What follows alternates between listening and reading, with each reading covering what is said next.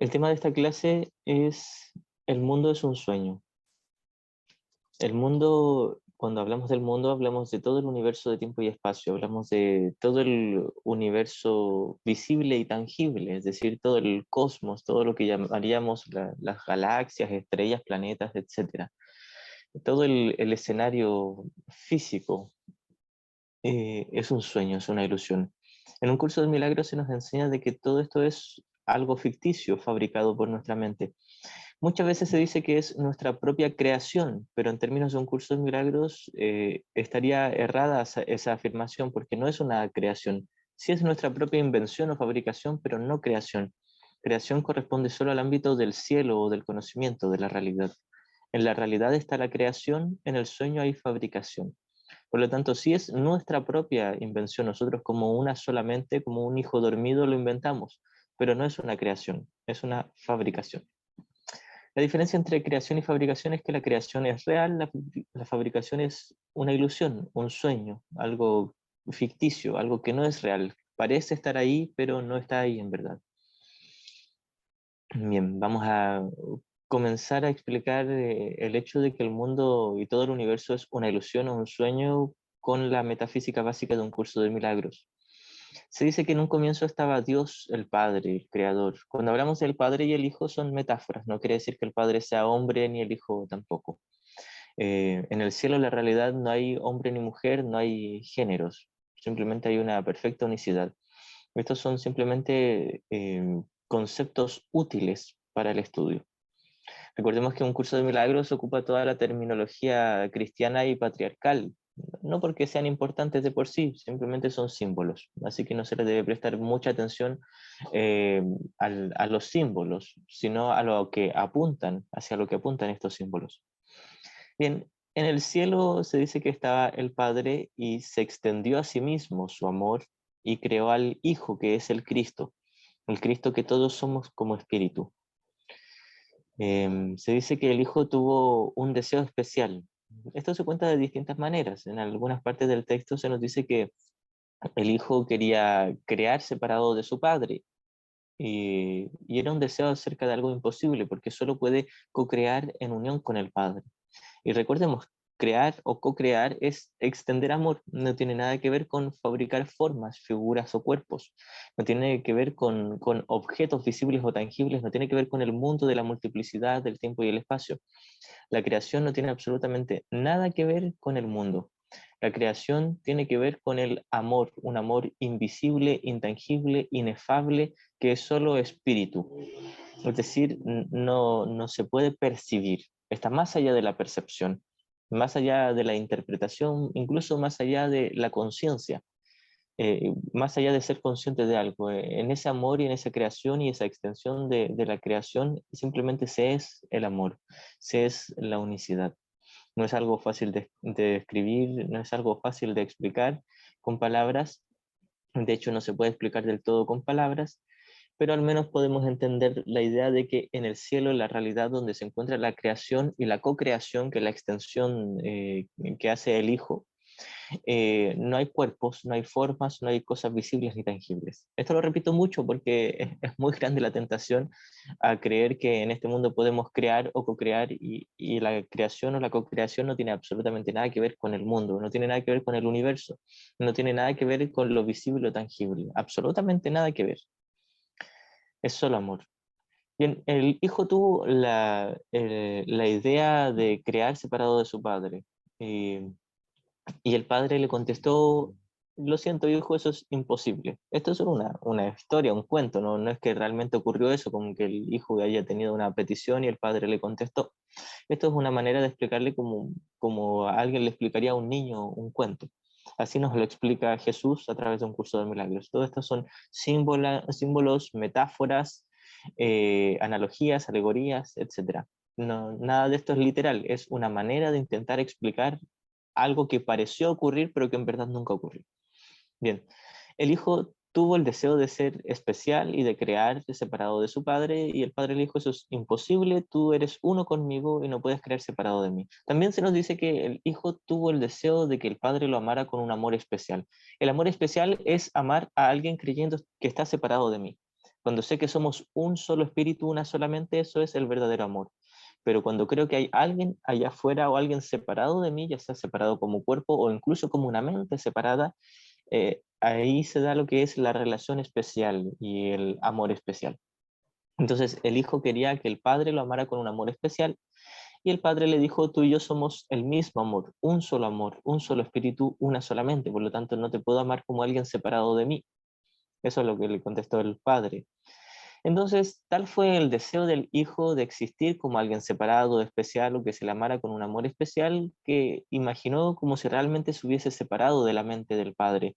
Creyó ahora que era una mente individual separada de la fuente, de la mente de Dios. Esta división inicial dio lugar a todo el sueño, pero esta división inicial nunca ocurrió. Por lo tanto, el sueño es una mentira. El mundo es una mentira. Todo el universo es una mentira.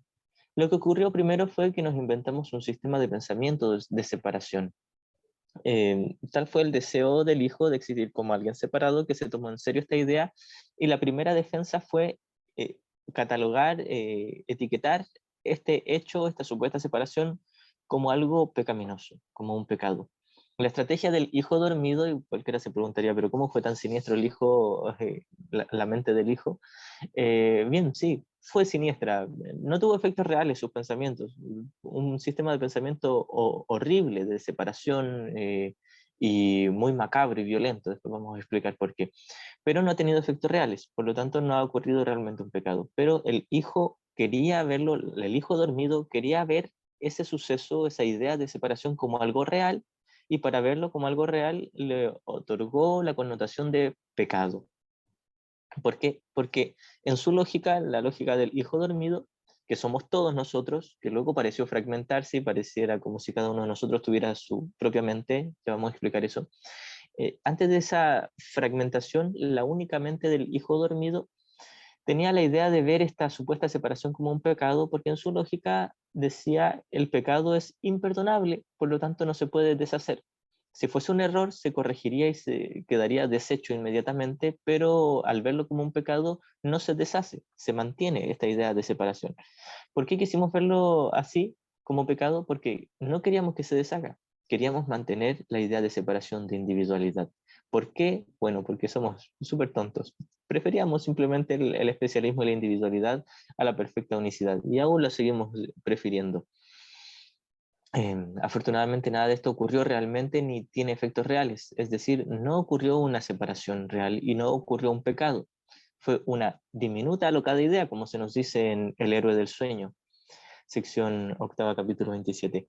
Una diminuta alocada idea, es una idea tonta acerca de algo imposible. No ocurrió la separación y nunca va a ocurrir. No ha pasado nada. Pero deseábamos que fuese real la separación y deseábamos verlo como un pecado. Y luego creernos y tomarnos en serio la idea de separación y la idea de pecado, nos tomamos en serio la idea de culpa. Cometió un pecado, según yo, son todos como una solamente un solo hijo dormido, y es algo horrible, es algo grave. Dios debe estar muy enfurecido conmigo. Es aquí donde negamos y proyectamos la culpa en Dios. Entonces nos fabricamos una imagen de un padre castigador, iracundo, alguien que, según nosotros, un padre que se ha tomado en serio la separación y que está muy enfadado por el grave pecado, la grave traición o incluso el asesinato. Creemos que asesinamos a Dios y que de alguna manera Dios va a revivir, pero va a mantener la ira y el deseo de venganza para eh, cobrar venganza y atacarnos nuevamente, devolvernos la mano, devolvernos el asesinato. Esa es la idea que nos inventamos nosotros. Esto está muy bien explicado en las leyes del caos, sección segunda, capítulo 23. Entonces, lo que hacemos nosotros es, luego de tomarnos en serio la idea de culpa, la negamos y la proyectamos haciendo una figura de un Dios castigador, y luego nos inventamos la fragmentación de la mente.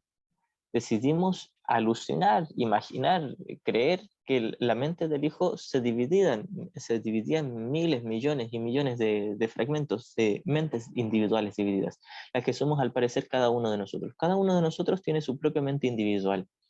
Esto de por sí no es literal y no es real en el cielo. El cielo es la única verdad.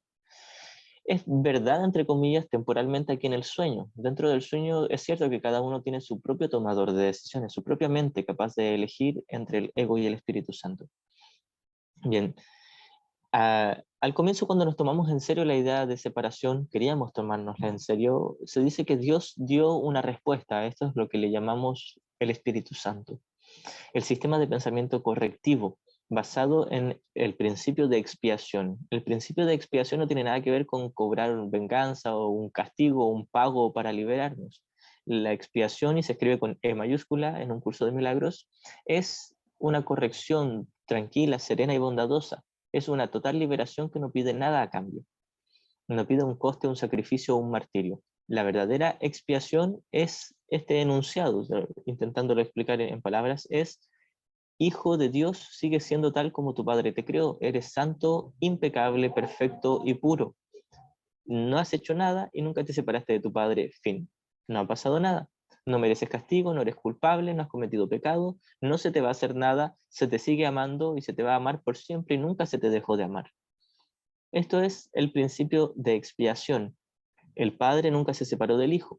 El Hijo nunca se fue del cielo. Nunca hubo una división entre el Padre y el Hijo. No hay un lugar donde termine el Padre y comience el Hijo como algo separado. Esto es el principio de expiación por el cual está basado el sistema de pensamiento correctivo del Espíritu Santo. Y esto es básicamente lo que se nos enseña en Un curso de milagros, esta obra literaria, este libro gordo azul, donde al parecer nos habla Jesús representando al Espíritu Santo, representando este principio correctivo, este principio de expiación que dice: esto es solo un sueño, nunca te separaste de tu Padre. Bien, como pensamos que sí nos separamos porque deseábamos estar separados y ser especiales, eh, la secuencia es la siguiente, repasando. Pensamos que nos separamos de Dios, ahora pensamos que cometimos un pecado y proyectamos esa sensación de culpa en Dios, haciendo de Dios una figura temible. Rechazamos la respuesta que nos dio Dios, que era el Espíritu Santo, la respuesta que nos dijo: no ha pasado nada, hijo, sigue siendo uno conmigo. Rechazamos esa respuesta y nos quedamos con nuestra propia respuesta, que es el sistema de pensamiento del ego, que nos dice: si te separaste y cometiste un grave pecado y ahora tienes que huir de un padre iracundo. Bien. El ego, por supuesto, miente. Y no es que el ego sea una voz que nos convence y nos seduzca, esto lo he explicado muchas veces. El ego no hace nada, el ego es mi propio deseo de existir como alguien especial, un deseo de algo imposible. Y es por eso que el ego de por sí es imposible, es una ilusión. El ego no es real, es un sistema de pensamiento ilusorio. El ego es un pensamiento ilusorio de separación, porque la separación jamás ocurrió. Es una falsa idea, una falsa percepción. Eso es lo que es el ego, y no ha tenido efectos reales. Es decir, el ego no es algo grave, no es temible, no es peligroso, no es nada, literalmente. Pero puesto que nosotros deseamos que haya un ego, un sistema de pensamiento de separación, una idea de separación, nos inventamos luego todas una seguidilla de defensas para mantener esta idea de separación. Lo que hacemos a continuación es imaginar que fragmentamos nuestra mente, imaginar que simplemente fragmentamos la mente del Hijo de Dios y fabricamos muchas mentes divididas, muchas mentes separadas, las que, como había mencionado, al parecer somos cada uno de nosotros. Luego lo que hicimos fue fabricar todo un mundo, un universo tangible y visible de separación, donde al parecer cada una de las mentes iba a tener un cuerpo, una figura, algo donde, entre comillas, manifestarse. Bien, en la fragmentación de la mente, primero antes de toda la invención del mundo físico, lo que quisimos hacer con fragmentar la mente, y fragmentar entre comillas, no ocurrió en verdad, fue repartirnos la culpa. Es decir, cada uno, como se sentía horriblemente culpable, quería huir del amor de Dios, o en realidad en nuestra alucinación, huir de una ira y un castigo de Dios, según nosotros. Nos fragmentamos o nos dividimos para cada uno tener la excusa de culpar a los demás. Es por eso la invención del mundo. Inventamos el mundo porque se dice que el odio tiene que tener un objetivo, un blanco concreto donde atacar. El odio es el producto de proyectar la culpa. Me siento culpable, niego que me siento culpable y culpo a alguien más. Le odio, le ataco. Pero necesitábamos algo visible, tangible en donde proyectar esta culpa. Nuevamente, un blanco donde atacar, un objetivo al cual acusar, condenar, para que fuese castigado en lugar de nosotros. Por eso es que cada uno de nosotros siempre está juzgando, condenando y atacando a los demás. Mentalmente, al menos, siempre lo estamos haciendo, la mayoría del tiempo.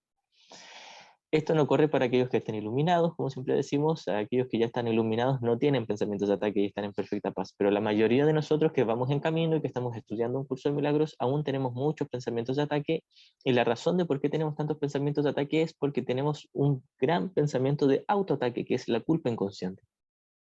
Esta culpa inconsciente no es real, es una ilusión de culpa, pero la tomamos en serio porque queríamos tomarla en serio. Es la defensa, recordemos, decidimos ver la idea de separación como un pecado, algo culposo, algo pecaminoso, porque no queríamos deshacer ese especialismo, esa idea de separación, individualidad de un ser especial.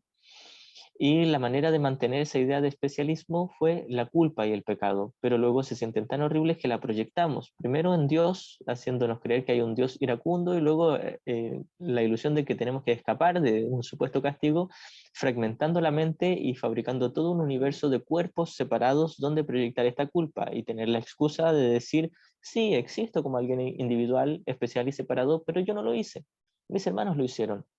Y tengo pruebas de que ellos son culpables y de que yo soy la indefensa víctima. Mírenme cómo me trata el mundo. Y nos inventamos un mundo donde cada uno de nosotros trata egoístamente a los demás, pero luego tenemos la excusa de que es el mundo el que nos ha tratado primero egoístamente a nosotros.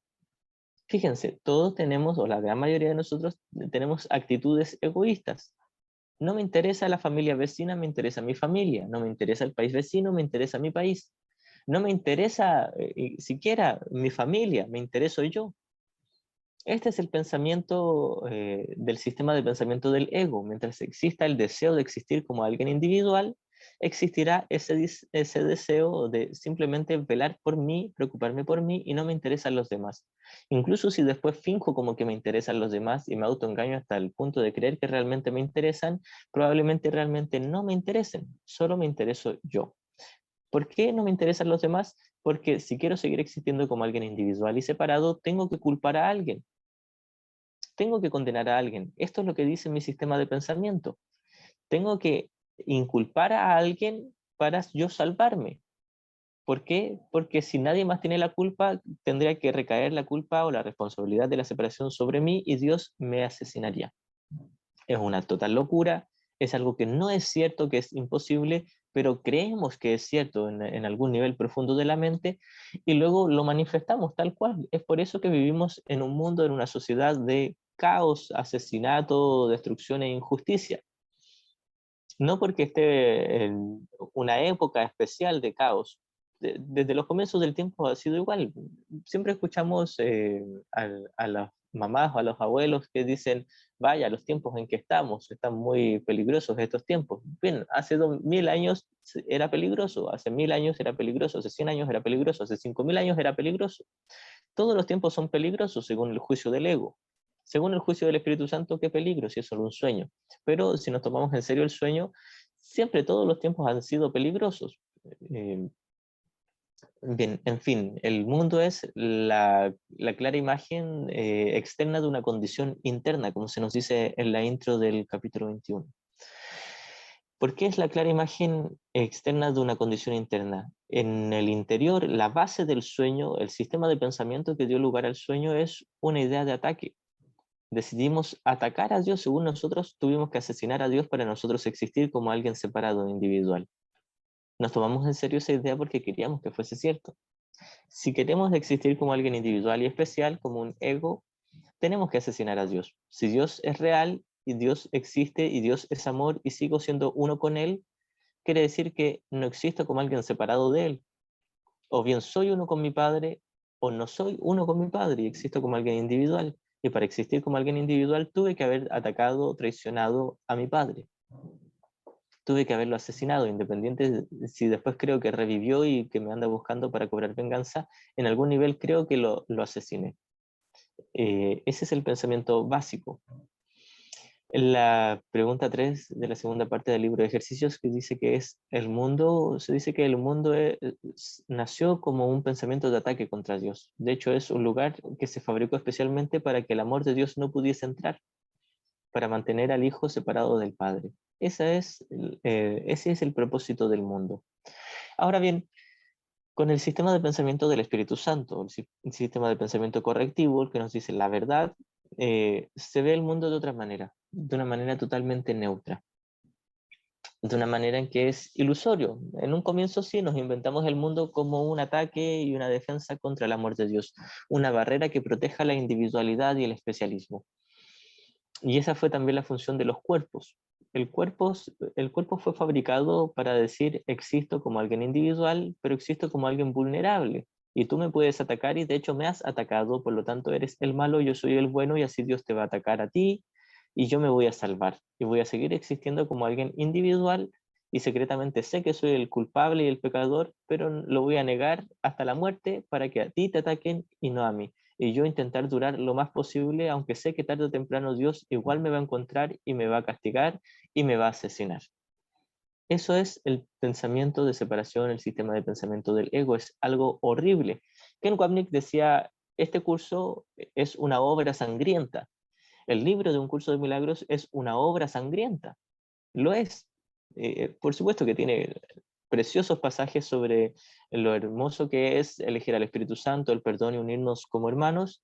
Sin embargo, describe lo horrible que es el sistema de pensamiento del ego. El sistema de pensamiento del ego es un sistema de pensamiento de separación, pecado, culpa, miedo, muerte.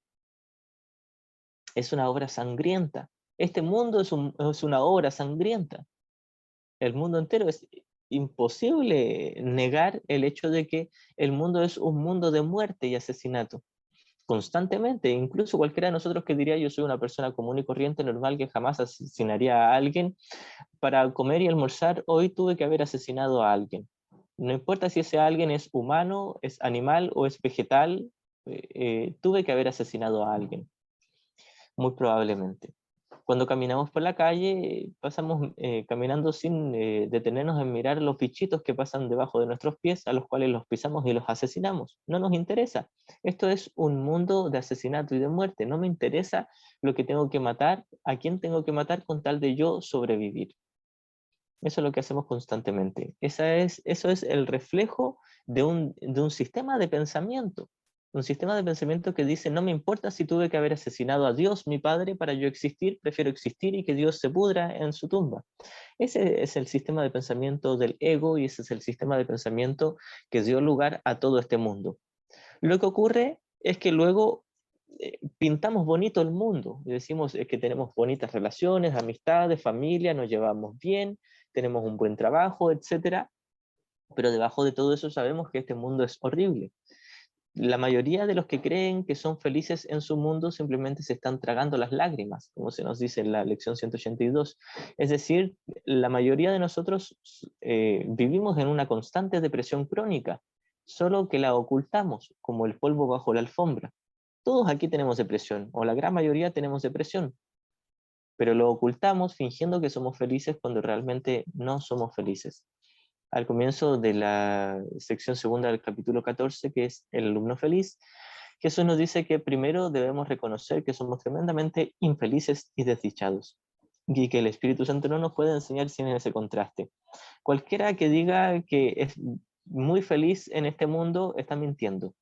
Es imposible ser feliz en el mundo. De partida, si yo creo que hay un mundo aquí, creeré que asesiné a Dios y cargaré con una horrible culpa y una sensación asquerosa de pecaminosidad que pronto tendré que negar y proyectar haciendo del mundo una figura temible, a mi juicio, a mi interpretación. Por lo tanto, no se puede ser feliz creyendo estar aquí. De ahí la famosa línea que he repetido mucho últimamente del capítulo 6, ¿de qué otra manera se puede tener dicha en un mundo desdichado, excepto dándote cuenta de que no estás en él?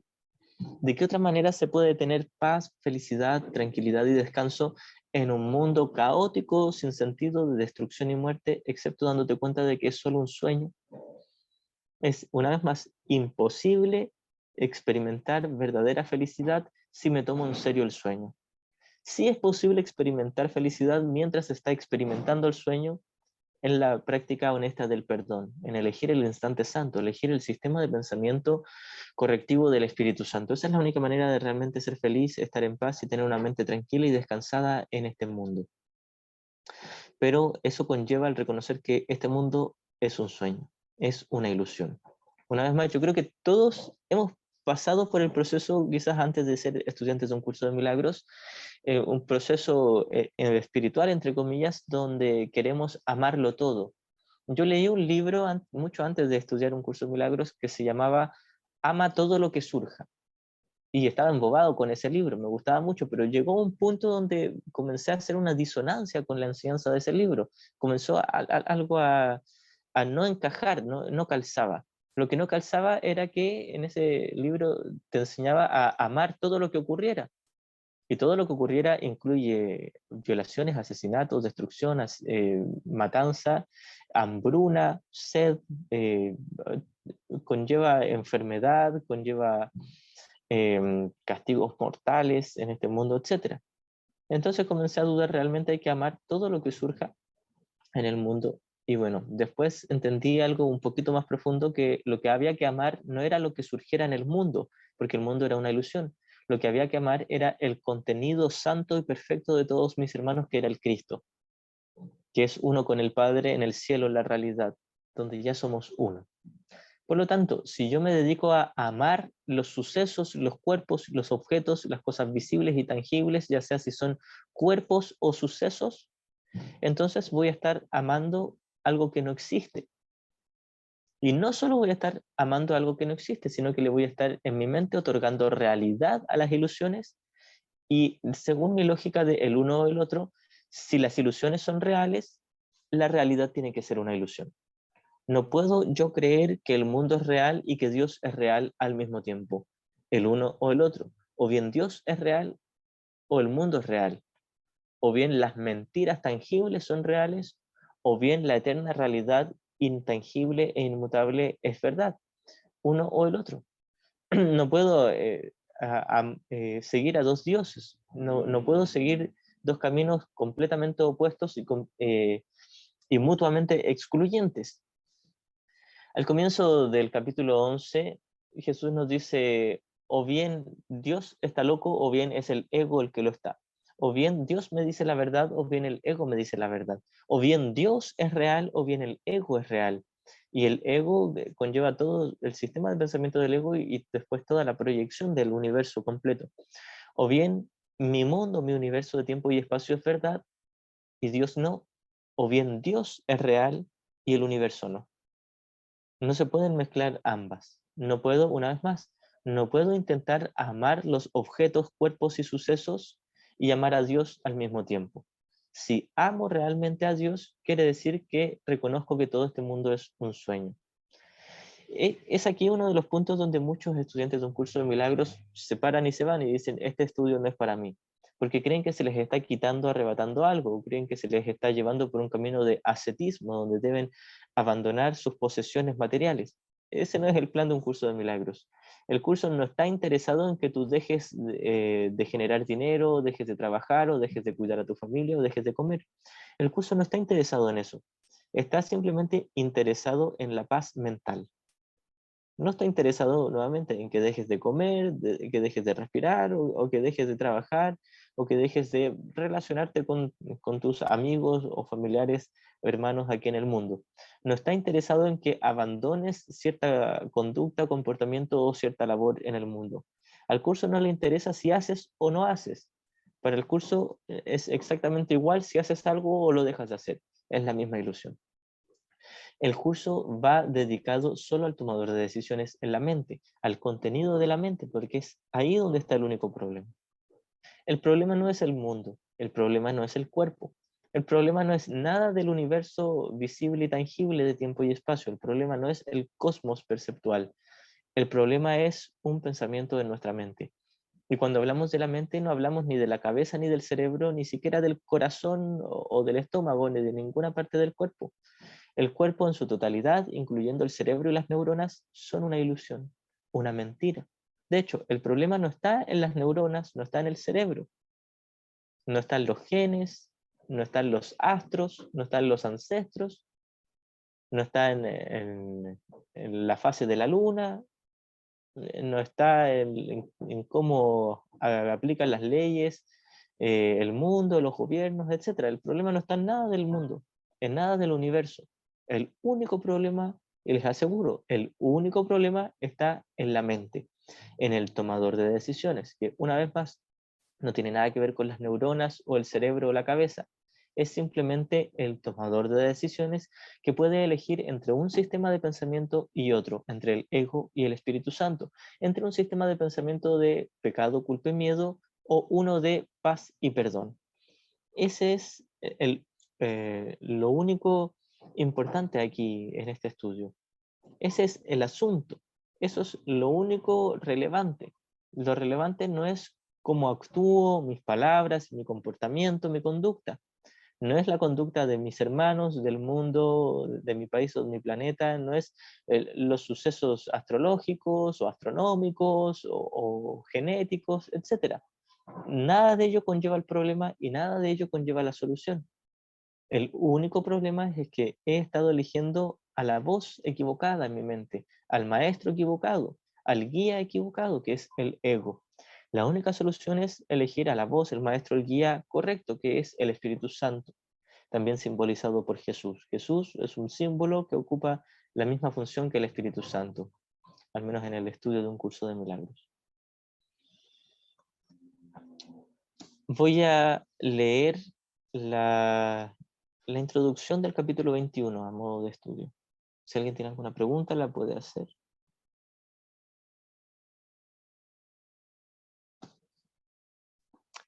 Capítulo 21, razón y percepción, introducción. La proyección da lugar a la percepción. Esto quiere decir que antes de poder percibir algo o interpretar algo, quiere decir que proyecto. Antes de ver o condenar a alguien, antes de catalogar a alguien como culpable o pecaminoso, primero proyecto mi propia creencia de ser culpable o pecaminoso en esa persona o en ese suceso. Primero tengo una autoimagen y después la exteriorizo. Esto es la proyección. Pues en este ámbito no estamos hablando de proyección como fabricar cosas, sucesos, objetos o cuerpos. Estamos hablando de interpretación. Es decir, primero me he interpretado a mí mismo como un ser pecaminoso y culpable y luego interpreto al mundo, ya sea una relación, un suceso, como algo pecaminoso o culpable. Tengo dos maneras de interpretar. O interpreto con el ego o con el Espíritu Santo, o interpreto con la idea de culpa, primero creo que hay culpa en mí, luego creo que hay culpa en el mundo, o interpreto con la idea de santidad e inocencia. Primero reconozco que hay inocencia en mí y luego reconozco que hay inocencia en mis hermanos. Ahora, el procedimiento es el siguiente.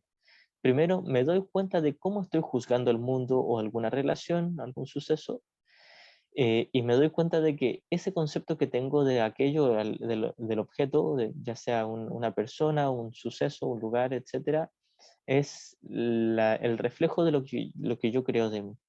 Pero aquí tengo solo dos opciones. No estamos hablando de cosas específicas. No estamos hablando de que si creo que alguien, por ejemplo, es ladrón, es porque yo soy ladrón. No tiene que ver con eso. Quiere decir que si yo juzgo a alguien porque quizás en el mundo ha robado, y lo juzgo como alguien pecador, es porque yo creo ser pecador. Recordemos, para juzgar a nuestros hermanos tenemos solo dos maneras de verlos. O los vemos como pecadores o como santos. Y no hay un punto intermedio. No puede haber un punto intermedio porque no hay una voz intermedia entre el ego y el Espíritu Santo. O le veo con el ego como pecador, o le veo con el Espíritu Santo como alguien santo, impecable, en el sentido literal de la palabra, sin pecados, es decir, alguien inocente.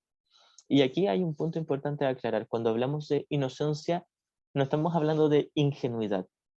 Por lo general, en el mundo se toman los conceptos de inocencia e ingenuidad como sinónimos. Para un curso de milagros no tiene nada que ver el uno con el otro. Inocencia es pureza, es santidad, perfección, impecabilidad. Eso es inocencia. Inocencia es alguien que no ha cometido pecado, alguien que no ha provocado ningún daño. Eso es inocencia. Y todos nosotros entramos en la categoría de inocencia, porque nuestro verdadero ser, lo único real en nosotros, el Cristo, es inocente, no ha cometido pecado, no se separó del Padre jamás, no se ha ausentado del cielo.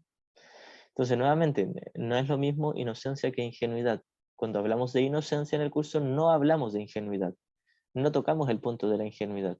De hecho, la ingenuidad ni siquiera existe. Ingenuidad quiere decir que alguien piensa o actúa sin saber y todos somos conscientes de lo que estamos eligiendo, incluso si lo negamos. Después vamos a profundizar en ese tema.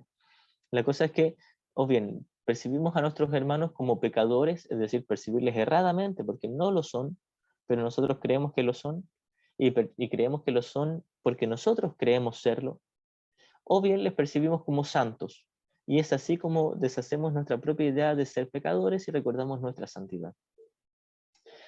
Se dice que primero veo santidad en mí y luego en mi hermano, y esto refuerza el hecho de que vea inocencia en mí mismo.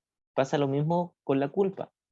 Veo culpa en mi hermano, refuerza mi propia idea de ser culpable, porque de hecho primero yo creí ser culpable. Y de ahí la importancia del verdadero perdón. La importancia del verdadero perdón, el perdón no ve pecados, reconoce que los pecados no existen, es que al dejar de ver pecado en mi hermano y reconocer que nunca hubo pecado en mi hermano, también reconozco que en mí nunca hubo pecado. ¿Por qué relacionamos tanto la idea de dejar de ver pecado y ver inocencia, practicar el perdón, con el hecho de que el universo de tiempo y espacio, el mundo, sea un sueño? Cualquiera que esté empezando con un curso de milagros diría, ¿en qué momento se juntan estos dos temas? ¿Por qué me dices que tengo que ver con el mundo como un sueño? Y ahora hablas de perdón y de deshacer la idea del pecado. Bien, estas dos ideas, estos dos temas están estrechamente relacionados, son uno solo y el mismo. Mientras yo crea en el pecado, creeré que el mundo es real y creeré que me puede afectar. La única manera de reconocer que el mundo es una ilusión es dejar de creer en el pecado. Y dejar de creer en el pecado es practicar el verdadero perdón. Es decir, una vez que yo dejo de condenar a mis hermanos, porque reconozco que no está justificado condenarles, porque no han hecho nada, no han cometido daño, porque este mundo es un sueño, porque realmente no se han salido de la mente del Padre, en ese momento reconozco que su cuerpo es una ilusión. De hecho, esta es la manera lógica de unir estos dos temas. Si mi hermano no cometió pecado, quiere decir que no se separó y que sigue siendo uno con Dios. Y si no se separó, si que sigue siendo uno con Dios, no puede estar aquí en el mundo. Por lo tanto, su personaje o su cuerpo no es real, es una ilusión. Es así como se unen estos dos temas, de reconocer la falsedad del mundo y la práctica del perdón. Porque yo no puedo realmente practicar el perdón y seguir creyendo que estoy aquí y que mis hermanos han hecho algo. Mientras yo crea que mi hermano realmente tiene un cuerpo, que realmente me atacó, o que realmente piensa de una manera fea de mí, y me tomo en serio esos pensamientos que de por sí son ilusorios, si creo que eso es real, es imposible el verdadero perdón. Lo que es posible el falso perdón, el perdón para destruir, el perdón que dice, tú me has dañado realmente y yo soy el bueno, el bondadoso, que te perdono. Pero ahora yo soy el bueno y tú sigues siendo malo a pesar de que yo te he perdonado. ¿Por qué? Porque cometiste un pecado y yo no. Eso me pone en una posición superior a ti, por lo tanto estamos separados, somos diferentes. No te puedes igualar a mí. Eso es lo que hace el falso perdón o el perdón para destruir. En cambio, el perdón que se nos enseña en un curso de milagros dice, tú y yo somos uno solo y el mismo, y tú jamás me dañaste ni podrías hacerlo. No tienes la capacidad de dañar al Santo Hijo de Dios. El Santo Hijo de Dios no tiene la capacidad de dañarse a sí mismo, y tú y yo somos uno y el mismo. Esto es lo que dice el verdadero perdón. El verdadero perdón no solo dice que mi hermano no es un cuerpo, sino que también dice que no es una mente individual, que sigue siendo espíritu y sigue siendo uno con el Padre. El verdadero perdón se trata no solo de reconocer que el sueño es una mentira, sino que la base del sueño es una mentira. Y la base del sueño, la base del universo de tiempo y espacio es la idea de separación junto con la idea de pecado, culpa y miedo. Por lo tanto, si deshago mi idea de separación a través de deshacer la idea de pecado y de culpa, lo que deshago es el miedo y lo que deshago es mi creencia en el mundo mismo. Esto es lo que hace de la práctica del perdón algo lógico. No se puede perdonar y creer que el mundo es real. No se puede perdonar y desear el mundo al mismo tiempo. No se puede practicar la verdadera paz y felicidad del instante santo y del perdón mientras yo crea que realmente hay un mundo real aquí que me puede provocar daño o que pueda afectarme, incluso positivamente. Si yo creo que algo aquí me puede afectar negativa o positivamente, es imposible el verdadero perdón. Si yo creo que hay algo aquí, estoy diciendo que hubo una separación entre el Padre y el Hijo. Y si hubo una separación entre el Padre y el Hijo, para que se mantenga esa idea de separación, tiene que ser un pecado. Tengo que otorgarle la connotación de pecado a esa separación. Si dejo de otorgarle la connotación de pecado a esa idea, queda deshecha. Por lo tanto, reconoceré que no hubo separación. Pero puesto que deseo que haya una separación, deseo que sea pecado esa separación y que sea algo culposo, secretamente deseo sentirme culpable para mantener la idea de separación y luego la niego y la proyecto, dando lugar a la fragmentación y dando lugar a todo un universo de tiempo y espacio, de cuerpos, formas y figuras donde proyectar esta idea de culpa. Nuevamente, todos aquí tenemos la excusa de decir mis padres, el gobierno, mi expareja, mis hijos, alguien ha sido injusto conmigo, alguien me ha tratado mal, alguien ha sido irresponsable conmigo, alguien me ha tratado de una forma que yo no me merecía, alguien me faltó el respeto, alguien me traicionó, alguien me hizo algo. Todos tenemos la falsa excusa, porque no es real, pero todos creemos tener la excusa de que alguien me hizo algo, alguien me hizo como yo soy. Todos creemos que nuestra personalidad es el conjunto de todas las vivencias que hemos tenido desde nuestra niñez, infancia, adolescencia, juventud, adultez, junto con los procesos sociales. Creemos que nuestra personalidad o nuestro carácter o nuestra forma de sentir es la conjunción de todas nuestras vivencias en el mundo, y eso es una mentira. Mi forma de pensar y de sentir y de actuar, mi forma de ser aquí en el sueño, está regida únicamente por mi propio tomador de decisiones, que puede elegir entre el ego y el Espíritu Santo. No hay otra opción. No hay otra opción. Yo no soy así porque el mundo me hizo así. Yo no me enfado, no me frustro, ni tengo culpa por las religiones, por la sociedad, el gobierno, mis padres, mi expareja, los astros, Mercurio retrógrado, los genes, etc. No soy así por ningún factor externo, ningún factor. Y cuando hablamos de factores externos, incluimos las neuronas, el ADN, los genes y los ancestros y todo eso. Todo eso sigue siendo externo, es aparte de mi tomador de decisiones. Ningún factor externo puede decidir cómo yo me siento, cómo yo pienso, qué es lo que estoy experimentando en mi interior. Nada, absolutamente nada, excepto yo como tomador de decisiones puede elegir. Ahora, lo que ocurre es que según nosotros tenemos muchas pruebas de que el mundo influye en cómo yo pienso y en cómo yo me siento. ¿Por qué tenemos tantas pruebas? Porque nos inventamos un mundo de pruebas falsas y deseamos que sean reales. Si yo no deseara que esas pruebas fuesen reales, no las experimentaría como reales ni las creería como reales. Así que esta es la sucesión, esto es lo que tenemos que examinar. Siento que algo es real y que me puede afectar porque creo que me puede afectar. Esa es mi creencia. Y tengo esta creencia, yo creo que me puede afectar porque debajo de esa creencia hay un deseo. Deseo que me afecte. En realidad no me puede afectar y nunca me afectó, pero tal es mi deseo que lo experimento como si fuese cierto. Es decir, tenemos un sistema de pensamiento tremendamente selectivo. No tengo rabia o violencia en mi carácter porque mis padres o el mundo me lo enseñó. No tengo ansiedad o estrés porque el mundo me lo enseñó. No es por el trabajo, no es por la carrera que estoy estudiando, no es por la familia, no es por nada externo. Es porque yo aquí y ahora he decidido pensar de esa manera. Y podría pensar de otra manera y no quiero. Y tenemos terror, un terror inmenso a mirar esto. ¿Por qué? Porque pensamos que es un pecado. Y no es un pecado. Como creemos que es un pecado, lo justificamos y proyectamos la responsabilidad en el mundo.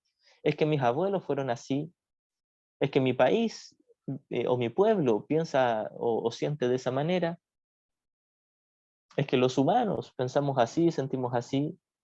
Muchas veces decimos son emociones humanas, es natural tenerlas, es lógico tenerlas. Y Jesús nos mira con tierna bondad y nos dice, hermano, tú puedes elegir y siempre pudiste elegir cómo sentirte, con miedo o con paz, y tienes solo dos opciones. Ahora bien, ¿por qué lo ocultamos o lo negamos o parece ser algo tan difícil de entender? Tenemos terror a mirar esto de frente porque, una vez más, pensamos que es un pecado. Y creemos que es un pecado porque deseamos que sea un pecado, nuestra elección en favor del ego. Y deseamos que sea un pecado porque secretamente no queremos que se deshaga. Porque el ego es la sensación, la idea de que existo como alguien individual, como alguien especial, como alguien separado. Y básicamente ese es mi deseo, en mi locura, en mi distorsión, eso es lo que deseo.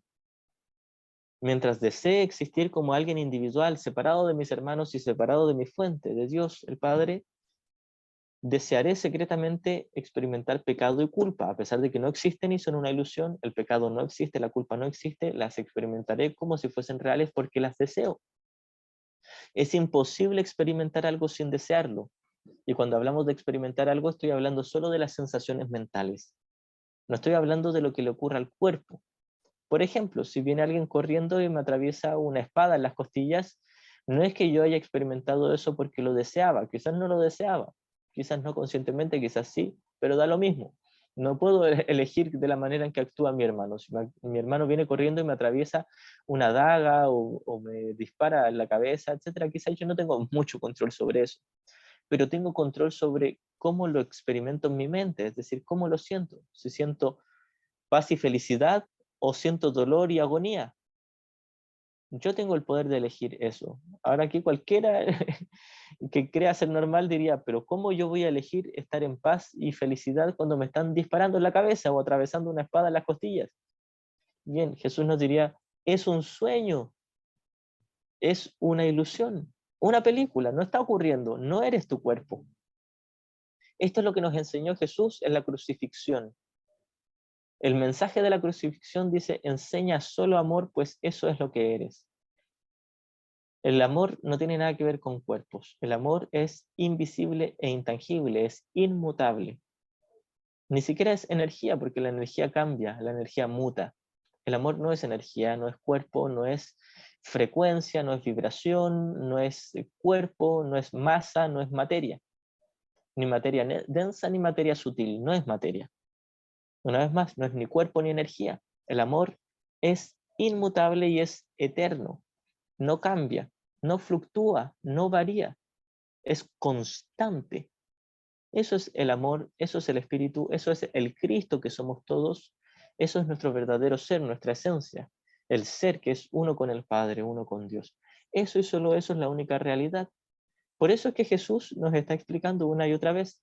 El mundo es un sueño. Esto lo vamos a explicar con la analogía que siempre ocupamos de la sala de cine.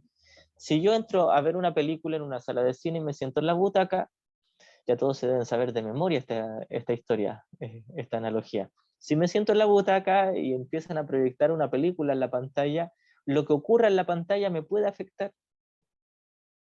Cualquiera diría, es que es una escena emocionante o triste o alegre, y yo me siento triste o alegre viéndola, bien, pero lo que está ocurriendo en la pantalla realmente tiene el poder de afectarme. Lo que está son imágenes y sonidos proyectadas. En los costados hay parlantes donde sale música, voces, sonidos. En la pantalla hay luces. Lo que ocurren son luces de distintos colores y figuras proyectadas. No hay nada en la pantalla. No es real lo que está ocurriendo en la pantalla. La pantalla es plana, lisa. No hay nada. Si yo me paro de la butaca y voy al frente de la sala de cine y toco la pantalla, es lisa. No está ocurriendo algo real. No hay una escena. No hay cuerpos reales. Es fantasía. Es algo filmado, grabado, editado, proyectado. Eso es la película. Por lo tanto, si me siento en la butaca y miro la película no tiene ninguna inferencia, ninguna influencia sobre mi mente. Eso es el mundo, incluyendo el cuerpo. Lo que le ocurra a mi cuerpo no influye absolutamente en nada en mi mente. Una vez más, aquí nos vamos a detener un poquitito, porque cualquiera diría, es que yo siento todo lo que le pasa a mi cuerpo. ¿Cómo me vas a decir que yo no sienta dolor cuando me están torturando? O cuando estoy enfermando. Bien, Jesús nos dice, el cuerpo no existe. Y volviendo a la analogía del cine, si tú te sientas en la butaca a mirar la película y en la pantalla se ve un cuerpo con el que tú estás identificado y crees ser ese cuerpo, si a ese cuerpo le pasa algo, ¿te pasa algo a ti? No. A menos que creas que eres ese cuerpo. Si tú te identificas con el personaje, por supuesto que te vas a poner triste cuando le vaya mal a ese personaje. Y te vas a poner muy contento cuando triunfe ese personaje. Pero no eres el personaje. No eres el cuerpo. No eres la figura que está ahí proyectada. Eres la mente que está mirando la película. El soñador del sueño. El tomador de decisiones que puede elegir o al ego o al Espíritu Santo para mirar la película. Dolores, ¿quieres hablar?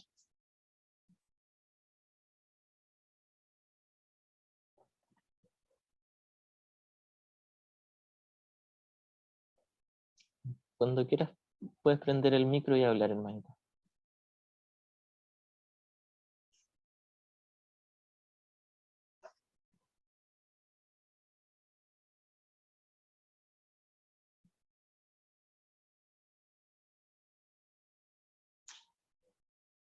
Bien. Pues mientras que Dolores prende el micro, intenta comunicarse, voy a continuar con la lectura de la intro. ¿Sí? Me puedes interrumpir cuando quieras.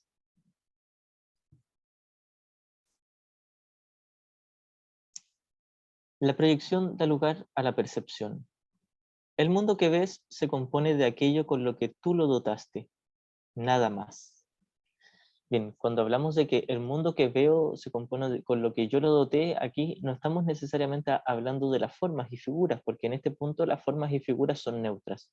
Sí es cierto que a vista a juicio del ego, todo aquí es el claro reflejo de un sistema de pensamiento de separación y parece ser muy real.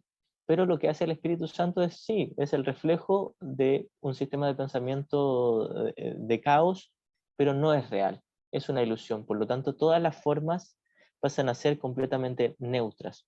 Es por eso que no hay ninguna diferencia entre un cuerpo vivo y un cuerpo muerto, o entre un cuerpo enfermo y un cuerpo sano. No hay ninguna diferencia entre tener mucho dinero y tener poco dinero. No hay ninguna diferencia entre un suceso y otro. Todos los sucesos son iguales. Eh, Quien levantó la mano, si no se puede comunicar, puede escribir su pregunta o comentario por el chat.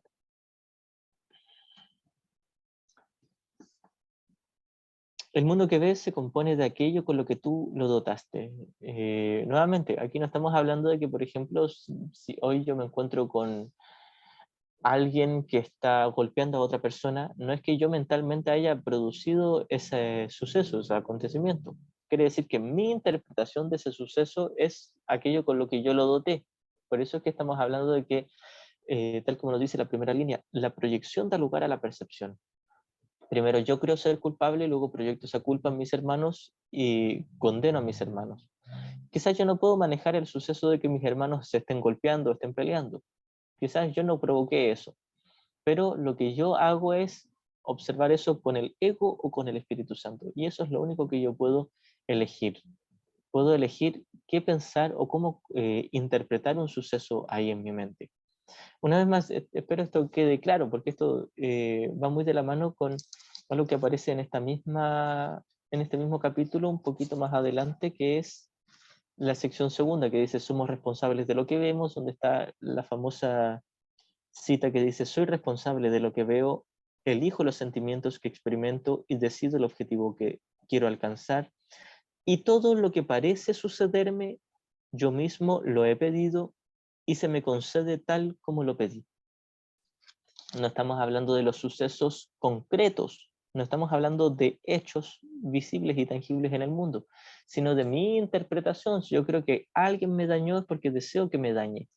Incluso puede ser que en el nivel del mundo esa persona no me esté haciendo absolutamente nada y en mi mente al proyectar culpa sobre él creeré que me está dañando. Esto básicamente lo que hicieron muchas personas hace 2000 años con Jesús. Jesús no les hizo absolutamente nada y ellos se sentían amenazados y en peligro con la presencia de Jesús. No porque Jesús sea peligroso o sea dañino, sino porque ellos proyectaban su propia culpa inconsciente en Jesús. Entonces, esto es importante. Aquí Jesús nunca está hablando de sucesos concretos en el mundo, sino de la interpretación que tenemos de esos sucesos. Ahora bien, esto se puede mezclar con otro tema, donde, por ejemplo, podemos ver que alguien está iracundo, violento y lleno de odio, y decimos, ah, esa persona no tiene odio ni está iracundo. Soy yo quien lo quiero ver así. Bien, es probable que en la mente de mi hermano sí haya ira y un pensamiento de odio, de violencia, de asesinato. La idea es no hacer real eso. Esto es lo que propone el curso. Lo que propone el curso no es pasar por alto el hecho de que mis hermanos estén eligiendo al ego, porque probablemente estén eligiendo al ego. Y el ego conlleva mucho pensamiento de ataque y odio. No es pasar por alto eso, es no condenarlo porque no es real, ni ha tenido efectos reales. Es reconocer que no es un pecado, es solo un error y visto desde el Espíritu Santo es una petición de ayuda, una petición de paz, una petición de amor. Esta es la manera en que este curso y el sistema de pensamiento del Espíritu Santo tiene para mirar el error de mis hermanos. Verlos como una petición de ayuda, donde la única ayuda es mi perdón. En el chat, Lola dice, anoche en una reunión de amigos hablamos de cosas del mundo, de la actualidad, de los medicamentos, del clima, y yo intervine y opiné de ciertos temas, aunque tengo muy clara la inexistencia del mundo. Eso es apoyar la mentira y darle realidad al sueño. No, recordemos que hay solo dos opciones, el ego y el Espíritu Santo, y el ego y el Espíritu Santo no son formas, sino contenido. Así que no hay realmente una manera de saber si estás en el ego o en el Espíritu Santo a través de tus palabras.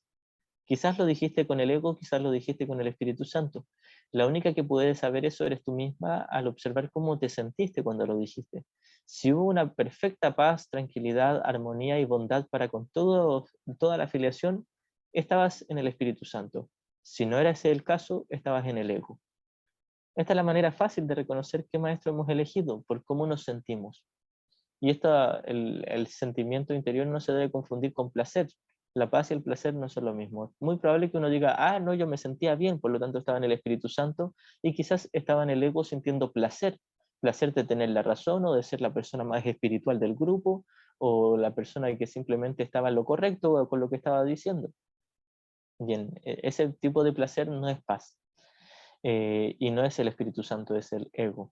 Entonces, la única persona que pueda saber en qué maestro está es uno mismo. Yo no podría juzgar en qué maestro está alguien por escuchar las palabras que está diciendo. Puede que a veces sean un reflejo, puede que no. Puede que alguien que esté en el Espíritu Santo y alguien que esté en el ego pronuncien exactamente las mismas palabras en el mismo tono. La diferencia es que uno está en verdadera paz y otro puede que esté en dolor o puede que esté en placer, o está engañándose que está en paz. La única diferencia es la sensación en su interior y la manera de conocer esa sensación interior es ser honesto. Así que el problema no está en las palabras. Tú puedes comentar y opinar todo lo que quieras. La opinión no viene del ego ni viene del Espíritu Santo a priori. No es de por sí de un maestro u otro. El ego no es palabras, el Espíritu Santo no es palabras.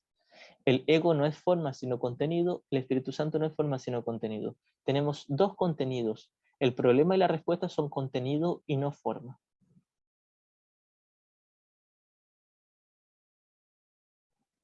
Lola dice, esa es la guía perfecta para saberlo, gracias. Muchas gracias a ti igualmente.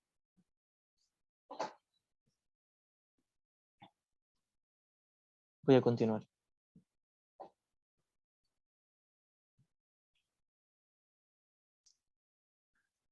El mundo que ves se compone de aquello con lo que tú lo dotaste, nada más. Pero si bien no es nada más, tampoco es menos. Por ende, es importante para ti. Es el testimonio de un estado mental, la imagen externa de una condición interna. Aquí cuando Jesús dice que no es nada más, pero tampoco nada menos, y que es importante para ti, este es un punto clave. Bien, la manera en que pensamos no tiene consecuencias reales. Si yo pienso con el ego, eso no interfiere en nada en el cielo. Incluso si pienso con el Espíritu Santo, eso tampoco le agrega ni le quita nada al cielo. Pero sí interfiere o influye en mi estado mental actual dentro del mundo de la percepción. Es decir, mientras esté percibiendo, esté en el sueño, va a afectar a mi conciencia de seré consciente del miedo o consciente de la paz, a pesar de que la paz sigue siendo inmutable, eterna y sigue estando por siempre en mi interior y en el interior de todos.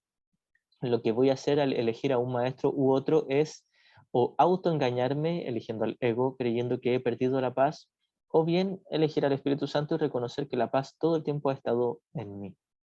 Así que es en algún nivel importante lo que yo estoy eligiendo para mi estado mental actual. No para el cielo, no para mi espíritu, el Cristo en mí. El espíritu es perfecto, no necesita evolucionar, crecer ni sanar. El espíritu, el verdadero ser de todos nosotros, el Cristo que es uno con Dios, la fuente, el Padre, no tiene que evolucionar, no tiene que cambiar, no tiene que crecer, no tiene que aprender, no tiene que sanar, nada. Es perfecto y siempre lo ha sido. Pero en mi mente he decidido olvidarlo y por lo tanto puedo seguir olvidándolo eligiendo al ego o recordarlo al elegir al Espíritu Santo.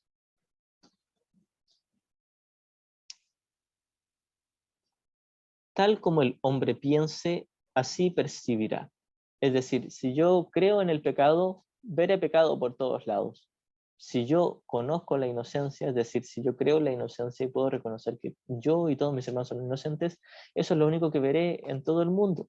Esto no quiere decir que los cuerpos vayan a actuar diferente. Puede ser que yo esté en medio de una guerra, en el campo de batalla, literalmente, no sé, una guerra entre dos países con armamento y explosiones. Puede ser que esté en medio de esa escena aquí en el mundo y yo pueda ver inocencia en todos mis hermanos. No porque ellos realmente actúen de forma inocente, van a actuar de una forma súper loca, de mente desquiciada y macabra probablemente. Tampoco es porque en sus mentes tengan un pensamiento del Espíritu Santo, un pensamiento de perdón. Quizás en sus mentes todos estén enloquecidos, odiando al equipo contrario o incluso a los que componen su propio equipo. Lo que voy a reconocer es que en el Espíritu, en el ser, en el Cristo de todos mis hermanos, independiente de qué sistema de pensamiento estén eligiendo e independiente de cómo se manifieste ese sistema de pensamiento en sus comportamientos y en sus cuerpos, el ser, el espíritu inmutable, eterno y perfectamente santo, santísimo como Dios, sigue siendo tal como el Padre lo creó. Es decir, de esto se trata el verdadero perdón. De esto se trata la visión de Cristo. La visión de Cristo se trata de reconocer al Cristo en mi hermano, no de espiritualizar sus comportamientos violentos. No se trata de espiritualizar el mundo, tampoco de condenarlo. Se trata de pasar por alto lo ilusorio y quedarse con lo verdadero, que es el Cristo en mi hermano. Y para hacer eso, el procedimiento es primero oír la petición de ayuda en la mente de mi hermano, reconocer que mi hermano probablemente esté en el ego, y es ahí donde voy a poder contestar mi propia petición de ayuda. Es decir, me doy cuenta de que había condenado a mi hermano y que me estaba tomando en serio su cuerpo y su comportamiento, y ahora me doy cuenta de que me lo estaba tomando en serio porque yo primero me tomé en serio mi comportamiento, producto de un sistema de pensamiento. Y es eso lo que quería tomarme en serio en un comienzo. Mi sistema de pensamiento de especialismo, separación, pecado, culpa y miedo. Cuando ya no me lo quiera tomar en serio, todo lo que veré será la santidad y la inocencia de mis hermanos. Voy a repasar un poquitito esto porque puede ser un poco tedioso a veces o un poco complicado, tanta teoría, pero les aseguro que entender esto va a facilitar la práctica del perdón. Por eso es que Jesús nos da tanta teoría en el libro de un curso de milagros. Tiene un libro de texto con 700 y tantas páginas de puro contenido teórico, tremendamente académico. Bien, ¿por qué nos da tanta teoría? Porque es útil entender esto. No es que sea la salvación entenderlo, y alguien podría despertar del sueño sin entender nada de la teoría de un curso de milagros, sí podría. Pero lo que hace el curso es ahorrar tiempo hablándonos en el lenguaje en que hablamos nosotros. Y no estoy hablando del idioma español ni del inglés, sino del lenguaje de comunicarse a través de símbolos. Esto es lo que hace un curso de milagros y lo que hace Jesús con este curso. Utiliza una habilidad que nosotros inventamos pero que no necesitábamos, que era el aprender, para ahora ayudarnos a desaprender el ego y aprender un sistema de pensamiento correctivo que es el Espíritu Santo. Nuevamente, por eso es que es útil. No es indispensable, pero es muy útil la parte teórica de este curso, donde se nos enseña de que nosotros creemos habernos separado de Dios, creemos que cometimos pecado contra Él, que ahora Él está enfurecido, buscándonos para castigarnos, que decidimos dividirnos en muchas mentes y ahora inventar todo un universo con cuerpos y formas para proyectar la culpa en los demás y así lavarnos las manos, es decir, ellos lo hicieron, yo soy la indefensa víctima. Soy una inocente palomita que es víctima del mundo. Esta es la idea que todos tenemos. Y luego ocultamos todo eso diciendo, no, yo no juzgo a nadie, yo no me creo la víctima, yo amo a todos. Jesús nos ayuda a quitar esa capa de especialismo espiritual y reconocer, sí, estoy juzgando y condenando a todo el mundo, y luego mirar más abajo y mirar que bajo todo mi odio y mi condenación hay una sensación de culpa y de pecado que protegen mi yo individual. Y este yo individual que está siendo protegido por la idea de pecado y culpa ni siquiera existe. Por lo tanto, me inventé todo un mundo donde proyectar una culpa que ni siquiera existe, culpa que me la inventé para proteger un yo individual que ni siquiera existe. Es por eso que el mundo no solo no funciona, sino que no existe. Es un sueño. Todo lo que sentimos lo sentimos en la mente. El cuerpo no siente. El cuerpo no tiene la capacidad de sentir, por mucho que yo diga, tengo pruebas y testigos, mira, me toca aquí mi mano, yo siento tu mano cuando me está tocando. Bien, el cuerpo no puede sentir, los ojos no ven, los oídos no oyen, la piel, las manos no sienten. Los sentidos fueron inventados para engañar. El cuerpo fue inventado para engañar, para autoengañarse. Y aquí cualquiera podría tener la excusa, es que a mí me pusieron en este sueño, en este mundo. Bien, acepto la idea de que todo esto es una ilusión y un sueño, pero no fui yo quien llegó aquí. Alguien me puso aquí o alguien me está soñando. Y Jesús nos insiste, eres tú el soñador del sueño. Y no es que tú estés fabricando y provocando todos los sucesos. Eres el soñador del sueño en cuanto a que puedes elegir cómo interpretar el sueño. Y las dos maneras de interpretar el sueño son ego y Espíritu Santo.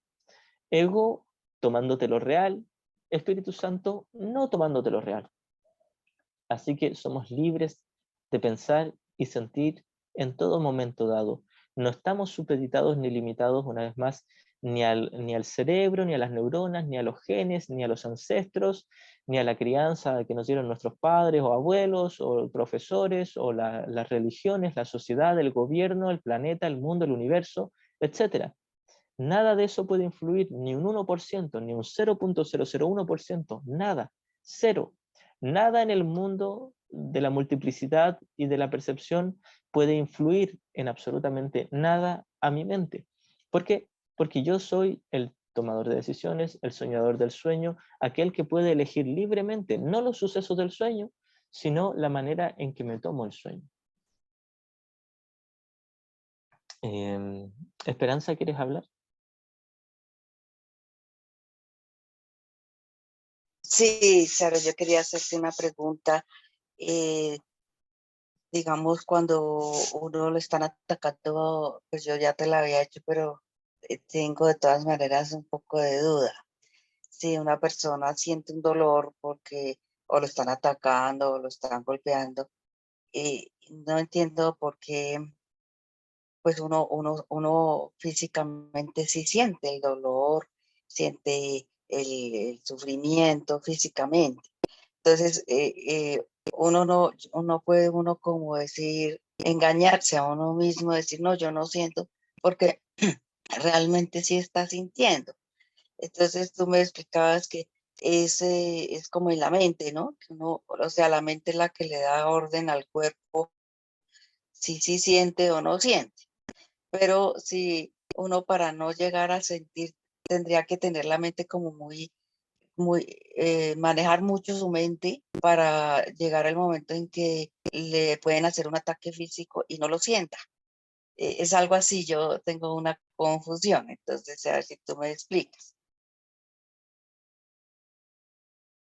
Bien, sí, pero el objetivo de este curso no es dejar de sentir dolor físico. El objetivo del curso es pasar del ego al Espíritu Santo. Dejar de sentir dolor físico podría ser una añadidura y algo totalmente sin importancia ni sentido, porque de hecho el dolor físico nunca fue físico, todo el tiempo fue mental. No existe el dolor físico, no existe el físico, no existe el cuerpo. Los cuerpos no sienten, pues cuando hablamos de esta metáfora de la sala de cine, tú te sientas en la butaca a mirar cuerpos en la pantalla. La pantalla no puede sentir, tiene luces proyectadas. Las luces no sienten, la pantalla donde están llegando esas luces no siente. El que está sintiendo es tu mente. Entonces el cuerpo no puede sentir. Ahora, no se nos pide dejar de sentir dolor, simplemente se nos pide no justificarlo. Hay una famosa línea donde Jesús nos dice, para que el instante santo tenga lugar, no se requiere tener una mente sin pensamientos impuros, sino simplemente ninguno que desees conservar. En otras palabras, Jesús no nos dice no sientas dolor, simplemente nos dice no lo justifiques. Porque sí, es muy probable que si alguien viene y me martilla un dedo, me va a doler mucho. Jesús no me pide que no sienta dolor, simplemente me dice ese dolor no está justificado. Y podrías no sentirlo, pero estás eligiendo sentirlo. No pasa nada, es tu elección libre y puedes negar el hecho de que tú lo estás eligiendo, pero lo estás eligiendo. No eliges el martillazo, eliges cómo sientes el martillazo.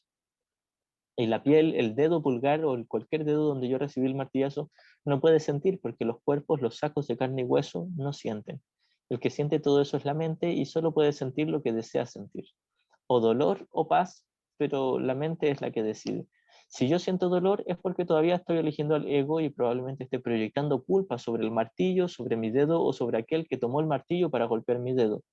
Si no hubiese culpa no habría dolor. Es por eso que Jesús se dice que cuando estaba en la cruz y vino un romano y le atravesó con una lanza las costillas, y el romano notó que Jesús no chistó ni sintió ninguna gota de dolor, y le dijo, ¿qué pasa que no sientes dolor?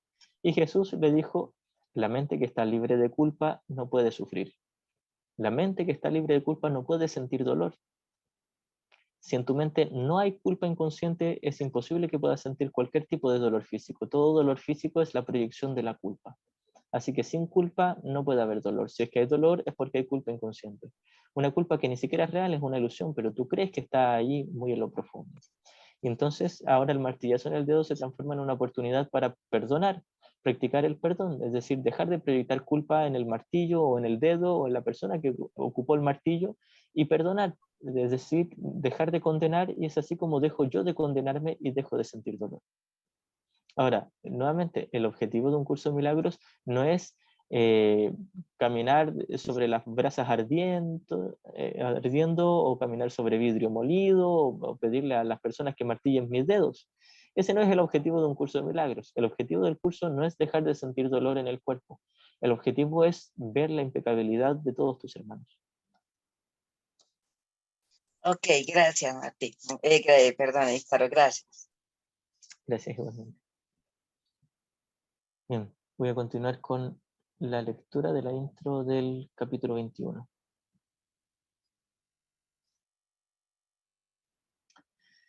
Tal como el hombre piense, así percibirá.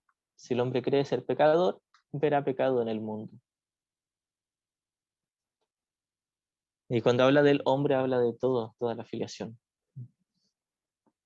No trates, por lo tanto, de cambiar el mundo, sino elige más bien cambiar de parecer acerca de él. Esta es de las líneas más citadas en el estudio de un curso de milagros. Una famosa línea que creo que todos los que ya lleven algún tiempito estudiando este curso se la deben saber de memoria. No trates, por lo tanto, de cambiar el mundo, sino elige más bien cambiar de parecer acerca de él, cambiar de mentalidad, cambiar de interpretación acerca del mundo. Cuando Jesús nos dice que no trates de cambiar el mundo, no está hablando literalmente que tengas que quedarte quieto, inmóvil ante todas las situaciones. No está hablando de eso. Quiere decir que no inviertas mentalmente en los cambios que hagas en el mundo. A eso se refiere.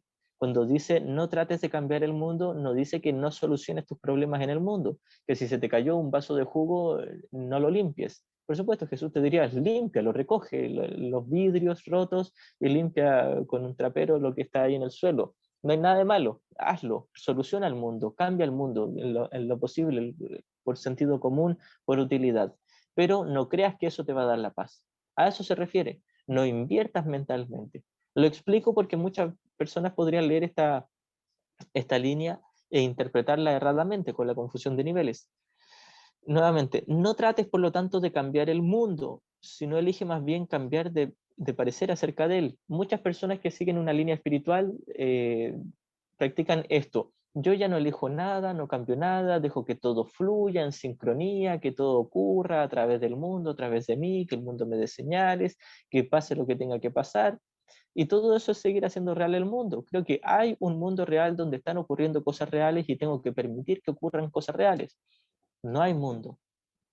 No está ocurriendo nada, como una vez más se nos dice al final del capítulo 3, desde entonces muchas cosas se han visto, desde los comienzos del sueño, de la ilusión, muchas cosas se han visto en todo el universo de tiempo y espacio, pero en realidad nunca ocurrió nada. Entonces, si no es verdad, ¿por qué tendría que permitir que algo ocurra si no es verdad? ¿O por qué tendría que impedir que algo ocurra si no es verdad? Bien, si yo creo que tengo que impedir que un suceso ocurra y que eso me va a dar paz, estoy equivocado. Si yo creo que tengo que permitir que un suceso ocurra tal cual como es y creo que el permitir eso me va a dar paz, estoy equivocado. La paz no depende de prohibir o permitir. La paz depende de dejar de condenar. Entonces fácilmente puedo dejar de condenar en mi mente y permitir que las cosas sean, o dejar de condenar en mi mente y meter mano, tomar acción y resolver cosas. Da lo mismo la opción que elija por fuera, lo importante es lo que estoy eligiendo en mi mente. Y si yo elijo correctamente en mi mente al sistema de pensamiento del Espíritu Santo, es decir, practico el perdón con honestidad, me voy a ver inspirado a saber qué hacer o qué no hacer. Quizá la inspiración sea, permite que tal suceso ocurra y no hagas nada, o resuélvelo, limpia el vaso que se cayó, etc.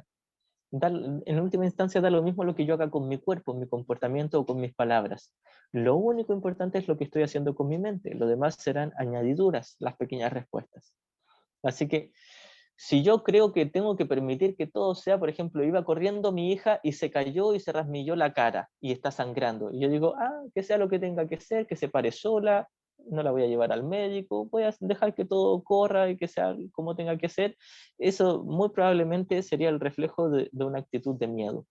Muy probablemente sea el reflejo de una actitud de proyección de culpa, de elegir al ego. Muy probablemente, quizás alguien sí, genuinamente está en el Espíritu Santo y se ve inspirado a hacer eso, no lo descarto, pero es muy probable, muy poco probable.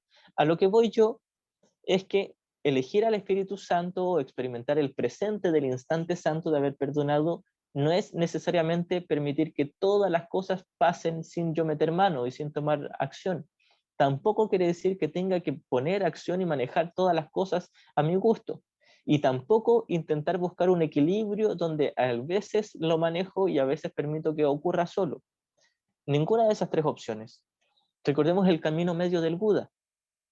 El camino medio del Buda, llevándolo al contexto de la historia de Siddhartha, él nació como hijo de un emperador y con mucho dinero en un palacio, tenía todo materialmente. Bien, se dio cuenta que no era feliz. Salió del palacio, regaló todas sus ropajes, dinero, oro, pertenencias y quedó sin absolutamente nada. Se dio cuenta que no era feliz. Bien, el tener todas las cosas no te hace feliz. El quedarte sin nada no te hace feliz. Y luego, el intentar buscar un equilibrio donde tienes lo justo y lo necesario para subsistir, tampoco te va a hacer feliz. Asimismo, por ejemplo, si yo tengo no sé, un hijo adolescente y que le gusta salir con sus amigos y llegar hasta tarde, y si yo digo, le voy a prohibir que salga hasta tan tarde y le voy a delimitar hasta tal hora, hasta las 8 de la noche estás de vuelta en mi casa. Si yo creo que eso es lo correspondiente y eso me va a hacer feliz a mí o a mi hijo, estoy equivocado. Si yo creo que tengo que permitirle que llegue hasta el otro día y creo que eso me va a hacer feliz a mí o a mi hijo, estoy equivocado. Si yo creo que ciertos días les tengo que decir que vuelva temprano y ciertos días que pueda volver tarde y creo que eso me va a dar felicidad, estoy equivocado. Ni un extremo, ni el otro extremo, ni una mezcolanza entre ambos extremos, ni ningún punto gradual entre un extremo y otro. Nada de eso es lo que me va a dar la felicidad, porque la felicidad no es forma, sino contenido. Así que la paz, la felicidad, no proviene de dar permiso que hagan todo lo que quieran o de restringir todo como yo lo quiero o de mezclar, a veces restrinjo y a veces permito. La paz no tiene que ver con hacer o dejar de hacer o a veces hacer y a veces dejar de hacer. La paz no es ni hacer ni dejar de hacer ni encontrar un equilibrio entre ambos. La paz es perdonar, es la mente. Solo dos opciones, ego, Espíritu Santo. No tiene que ver con permitir o con restringir, no tiene que ver con hablar o quedarse callado, no tiene que ver con actuar o quedarse inmóvil, ni con una mezcla entre ambas posiciones. No tiene que ver con forma, es solo contenido. Es en el contenido de mi mente donde está el problema, en la butaca del cine y no en la pantalla. Y es en la butaca igualmente donde está la respuesta, en la mente, en el observador de la película.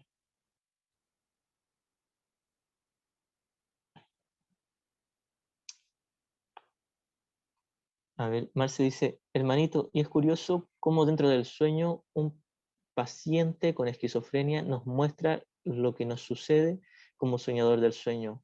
El paciente sufre por cosas que no están pasando. Su gran conflicto y dolor están en su mente perturbada. Somos esquizofrénicos. Exactamente, todos aquí, los que queremos realmente estar en este mundo, somos esquizofrénicos. El esquizofrénico ve cosas que no están ahí y todos estamos viendo cosas que no están ahí. Mi cuerpo no está aquí, el mundo no está aquí, ningún cuerpo está aquí realmente. No estamos en la pantalla del cine, estamos en la butaca mirando la película. Hace poquito vi un video que me mandaron por Instagram de estos reels, estos videos cortos, donde hablaban de la esquizofrenia y decían que alguien esquizofrénico era alguien especialmente espiritual y empezaban a espiritualizar la esquizofrenia o a darle la connotación de que alguien es superior o inteligente o es mejor tener esquizofrenia que no tenerla. Bien, esto solemos hacer cada vez que nos condenamos. Si nos sentimos culpables por alguna condición, y no es que realmente sea una condición, es una elección en la mente, si nos sentimos culpables vamos a intentar espiritualizarla o justificarla y volverla a algo sagrado. Cada vez que creemos que algo es pecaminoso, lo que hacemos es esta polaridad donde ahora lo espiritualizamos. Si reconociéramos que es simplemente un error y que es neutro, nos daríamos cuenta de que no hace falta espiritualizarlo ni engrandecerlo. No es la gran cosa. No es algo malo, no es algo bueno. Es simplemente un error y el error no está en el comportamiento ni en las cosas que está viendo o escuchando. El error está que si no está en paz, está eligiendo al ego. La elección a favor del ego en la mente de aquella persona que es catalogada o diagnosticada como esquizofrénica, su único error es en la mente. Si es que tiene un error, porque quizás no tenga ningún error y esté en el Espíritu Santo, y simplemente esté, no sé, conectándose con otros seres que no todos los ven, quién sabe. Lo único importante no es si tenemos o no esquizofrenia, lo importante es si tenemos o no paz, si estamos en el ego o en el Espíritu Santo. Porque puede ser que alguien sí vea cosas y escuche cosas que los demás no ven, y puede ser que esté en el Espíritu Santo. Pero si tiene miedo o tiene angustia o está en falta de paz, está en el ego. Y cualquiera que esté en el ego es esquizofrénico. Incluso si no ve ni oye otras cosas, si ve solo lo mismo que la mayoría ve y escucha lo mismo que la mayoría escucha, si está eligiendo el ego es esquizofrénico.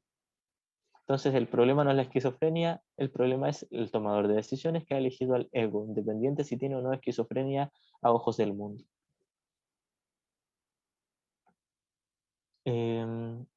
Continúo con la lectura.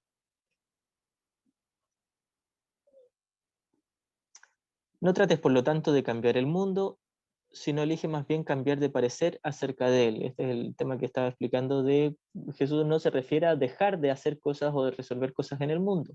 Se refiere a dejar de invertir mentalmente en esos cambios e invertir en el cambio mental, el pasar del ego al Espíritu Santo, de condenar a perdonar. La percepción es un resultado, no una causa. Y aquí cuando habla de percepción habla de interpretación. Mi interpretación de los hechos, ya sea si veo pecado o veo santidad, esa interpretación de mis hermanos es lo que es un resultado y no una causa. La causa es mi propia autointerpretación.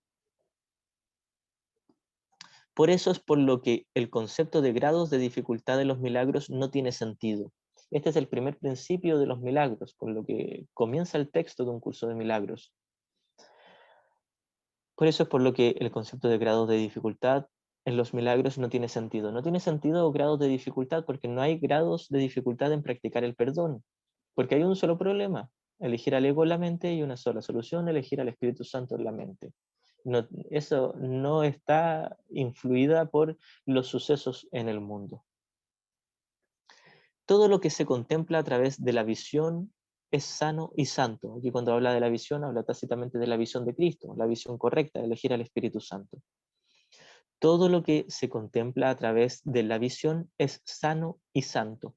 Cuando habla de que todo lo que se ve a través de la visión de Cristo es sano y santo, quiere decir que reconocemos la faz de Cristo en nuestros hermanos, es decir, reconocemos su inherente santidad, la verdadera inocencia, que como explicamos antes no es ingenuidad, es inocencia, ausencia de culpa, eso es la inocencia. Entonces vemos la ausencia de culpa, es decir, la inocencia, la santidad, la impecabilidad en todos nuestros hermanos, no por cómo se comporten, porque quizás se sigan comportando de maneras horribles, que a ojos del Espíritu Santo todo comportamiento es neutro. La mente es la que está errada. Incluso si la mente de nuestros hermanos está errada, están eligiendo el ego, si estamos en el Espíritu Santo, vamos a reconocer la santidad de nuestros hermanos y a reconocer que están en un error y no un pecado, que están pidiendo ayuda y no cometiendo un crimen ni un daño real. Nada que se perciba sin ella tiene significado. Es decir, cada vez que percibo sin la visión de Cristo, sin el Espíritu Santo, lo que percibo no tiene ningún significado y yo creeré que tiene significado. Y donde no hay significado, hay caos. Por lo tanto, cuando no conozco el verdadero significado, es decir, que todas las formas son ilusorias y que el contenido de mis hermanos es santo y sigue estando unido a Dios, si no puedo percibir eso o no puedo reconocerlo mentalmente, lo que estaré viendo no tiene significado y por lo tanto veré caos en el mundo. Una vez más, interpretaré el mundo como caótico. A pesar de que el mundo es caótico en el nivel de la forma, me lo tomaré en serio y olvidaré que es solo un sueño. El mundo es solo un sueño, el mundo no existe y cuando hablamos del mundo hablamos de todo el universo, de espacio y de tiempo.